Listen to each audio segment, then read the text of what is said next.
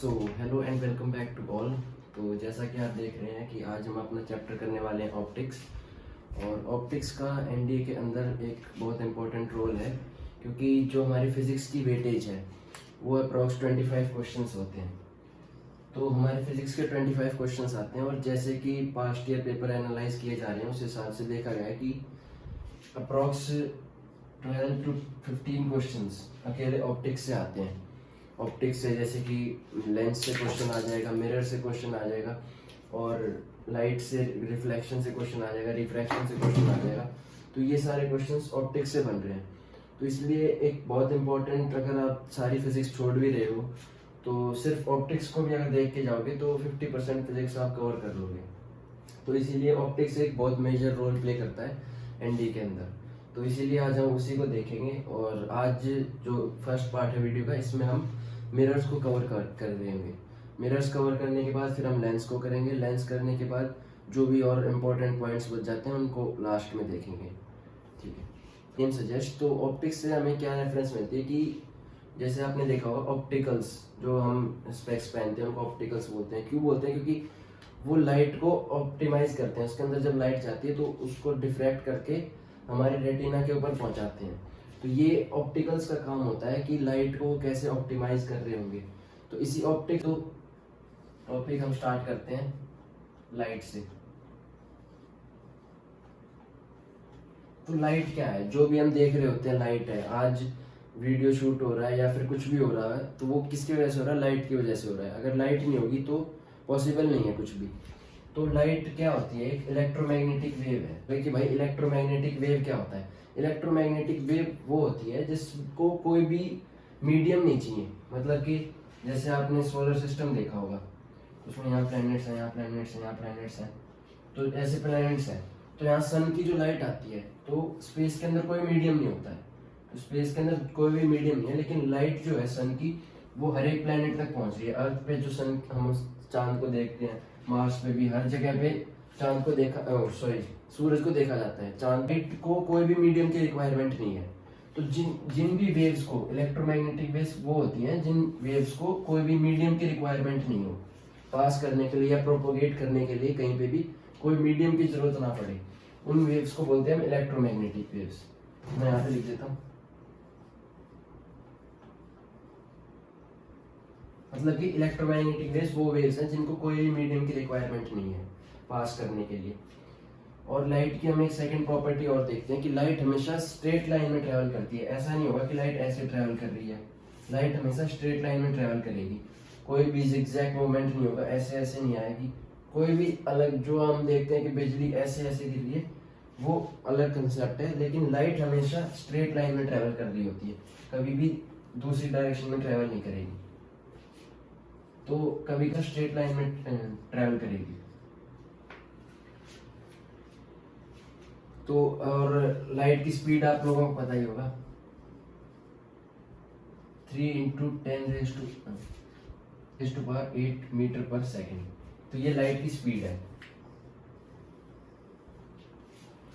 तो लाइट की ये दो प्रॉपर्टीज होगी। इसके बाद एक और लाइट की प्रॉपर्टी आती है कि लाइट की स्पीड हर मीडियम में वेरी करती है। क्यों वेरी करती है? क्योंकि जैसे जैसे कंसंट्रेशन बढ़ती जाती है पार्टिकल्स की, यहाँ पार्टिकल्स बढ़ते जाते हैं तो लाइट रिफ्लेक्ट हो जाती है। रिफ्लेक्ट होने की वजह से उसकी स्पीड कम हो जाती है। तो जैसे जैसे मीडियम बढ़ता जाएगा हमारे पास तो लाइट की स्पीड कम होती जाएगी। जैसे हमने देखा होगा कि लाइट की स्पीड जो है वो वैक्यूम में अगर है, वैक्यूम मतलब जैसे स्पेस लगा लो जिसमें, जहाँ पे कोई भी एयर पार्टिकल्स नहीं है, कुछ भी मौजूद नहीं है, उसको हम वैक्यूम बोलते हैं। तो वैक्यूम में लाइट की स्पीड सबसे ज्यादा होती है। वैक्यूम के बाद हम आ जाते हैं गैस में। गैसेस में सबसे, उसके बाद वैक्यूम के बाद गैस में स्पीड सबसे ज्यादा होती है। फिर होती है लिक्विड में, फिर होती है सॉलिड में। ऐसा क्यों होता है? क्योंकि वैक्यूम के अंदर कोई भी पार्टिकल नहीं है तो लाइट आराम से ट्रेवल कर जाएगी स्पीड में। गैस के अंदर जैसे हम जाते हैं तो पार्टिकल्स तो हैं लेकिन थोड़े दूर दूर हैं, तो लाइट फिर भी थोड़ा आराम से पास कर जाती है। लिक्विड में हम देखते हैं तो पार्टिकल्स हैं लेकिन थोड़ा गैप पार्टिकल्स के अंदर देखने को मिलता है, तो लाइट थोड़ा बहुत रिफ्लेक्ट करके पास कर जाती है। लेकिन सॉलिड में क्या है? सारे पार्टिकल बिल्कुल एक साथ अटैच्ड होते हैं, तो इसीलिए लाइट की स्पीड सॉलिड में सबसे कम होती है।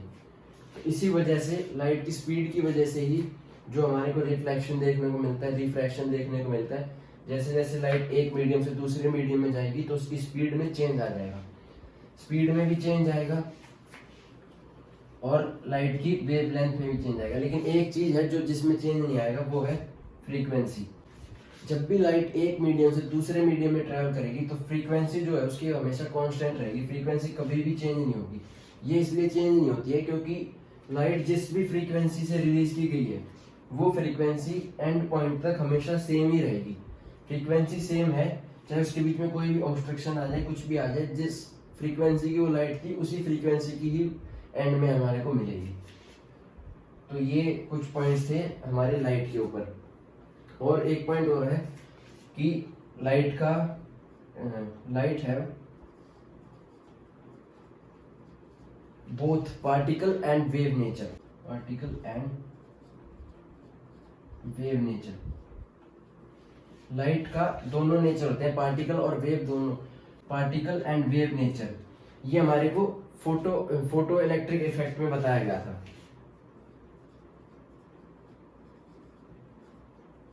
फोटो इलेक्ट्रिक इफेक्ट तो आपको ज़्यादा इसको डेप्थ में पढ़ने की जरूरत नहीं है क्योंकि हम 11th 12th क्लास की फिजिक्स नहीं कर रहे हैं, हम एनडीए रिलेटेड बात ही कर रहे हैं।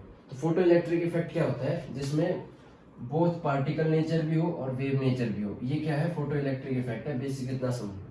एक बार क्वेश्चन आया था कि फोटो इलेक्ट्रिक इफेक्ट किसने दिया था, तो ये आइंस्टाइन ने दिया है। Photo electric effect was given by Einstein. तो इस इफेक्ट में क्या होता है कि पार्टिकल नेचर और वेव नेचर दोनों में लाइट ट्रेवल करती है। ये फोटो इलेक्ट्रिक इफेक्ट हमें बताता है कि जब भी हम बंडल ऑफ लाइट की बात करते हैं, मतलब कि एक बीम लाइट की एक रे लाइट की दूसरी रे, तीसरी रे, चौथी रे, तो ग्रुप ऑफ रेज जब लाइट होती है, ये इसको हम बोलते हैं बीम। तो आपने सुना होगा कि बीम ऑफ लाइट आ रही है, मतलब कि जैसे ट्यूबलाइट देखी होगी आपने, उसमें से बीम ऑफ लाइट निकलती है, अकेली एक लाइट नहीं निकलती, पूरी बहुत सारी लाइट की वेव्स का मिक्सचर जो होता है वो निकलता है, इसलिए हम उसको बोलते हैं beam of light. Beam lights, तो ये लाइट्स की कुछ प्रॉपर्टीज है, इसके बाहर कुछ भी नहीं आएगा साइंस के अंदर। लाइट के ऊपर यही बेसिक प्रॉपर्टी है। स्पीड, इलेक्ट्रोमैग्नेटिक वेव है। इलेक्ट्रोमैग्नेटिक वेव क्या है, जिसके अंदर कोई भी मीडियम नहीं है और लाइट हमेशा स्ट्रेट लाइन में ट्रेवल करती है। लाइट की फ्रीक्वेंसी चाहे वो रेयरर टू डेंसर मीडियम है, डेंसर टू रेयरर, कहीं पर भी ट्रेवल करे उसकी फ्रीक्वेंसी हमेशा सेम रहती है। लाइट दो नेचर में ट्रेवल करती है, पार्टिकल नेचर, वेव नेचर। ये किसने डिफाइन किया गया था, फोटो इलेक्ट्रिक इफेक्ट में। फोटो इलेक्ट्रिक इफेक्ट किसने दिया था, आइंस्टीन ने दिया था। इसके बाद ग्रुप ऑफ लाइट को बोलते हैं या फिर बंडल ऑफ लाइट को हम बीम बोलते हैं। तो ये कुछ प्रॉपर्टीज हैं लाइट की, ये स्पीड आप याद रखना और ये प्रॉपर्टीज आप नोट कर लो।